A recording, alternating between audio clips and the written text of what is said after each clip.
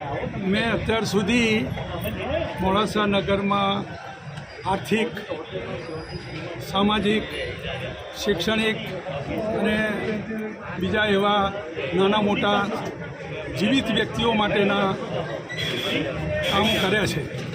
તેમાં પુનઃવસવાટના કામો અમારા અજમેર ખાતેના જમાતખાના હોસ્પિટલ, ગાંચી આરોગ્ય મંડળ, મોડાસા રોડ ટ્રાન્સપોર્ટ, સર્વોદય બેંક અને આવા અનેક નાના મોટા કામો મેં પ્રયત્ન કર્યો છે કે જેથી સમાજમાં કંઈક ઉત્થાન આવે, સમાજમાં કંઈક પ્રગતિ થાય.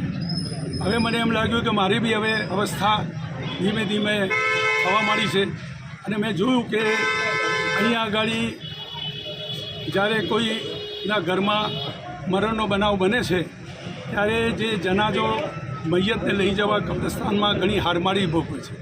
મોડાસા નગરનો વિસ્તાર પણ બહુ વધી ગયો છે. પહેલાં નાનું ગામ હતું એટલે ચાલી જતું હતું.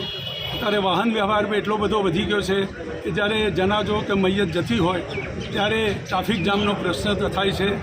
ઘણા વખતે વરસાદની ઋતુમાં જે મૈયત હોય છે એના ઉપરનો કફનને એ પણ ધોવાઈ જાય છે. કેટલાક લોકો પ્રાઇવેટ વાહનો, જીપ ગાડી અથવા તો ટેમ્પો લાવે છે પણ એ ખુલ્લા હોય છે, તડકામાં બી તકલીફ પડે છે. એટલે પછી મને મારી કુટુંબના અંદર મેં વાત મૂકી કે આપણે એક વાહન એવું મૂકીએ કે જેથી કરીને બધાને સગવડતા રહે અને અત્યારે જે દૂરથી મૈયત લાવવામાં આવે છે એ પણ તકલીફ ઓછી થાય. અને એમાં પછી મારે આ વાહનને કોને સોંપવું એટલે પછી મને લાગ્યું કે મિશન મોસીને આઝમ મિશન એ બહુ સારી રીતે કામ કરી રહ્યું છે. એ જે લોકો વૃદ્ધ અવસ્થામાં છે અથવા તો નિરાધાર છે એમને છેલ્લા કેટલાય વર્ષોથી મફત ટિફિન પહોંચાડે છે. આ એક એવી સંસ્થા છે કે જે સારી રીતે આનું હેન્ડલિંગ કરી શકશે. એટલે મેં આજે આ વાહન આ મિશનને સોંપ્યું છે અને એ લોકો મને વિશ્વાસ છે કે બહુ સારી રીતે કામ કરશે.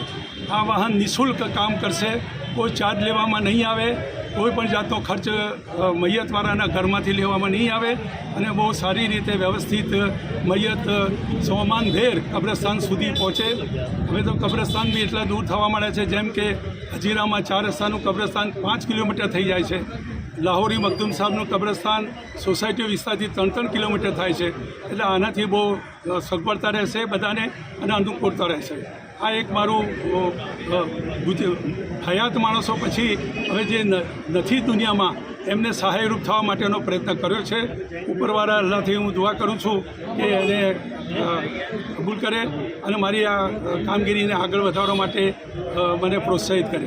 આમાં મને આ ગાડી છે મારા ફેમિલી તરફથી આપવામાં આવી છે ટોટલી, અને બહુ સરસ રીતે મેં એને દિલથી બનાવી છે અને બહુ અનુકૂળ રહેશે એવી મને અપેક્ષા છે. બાકી જે કામ મારાથી થાય એ કોશિશ કરું છું.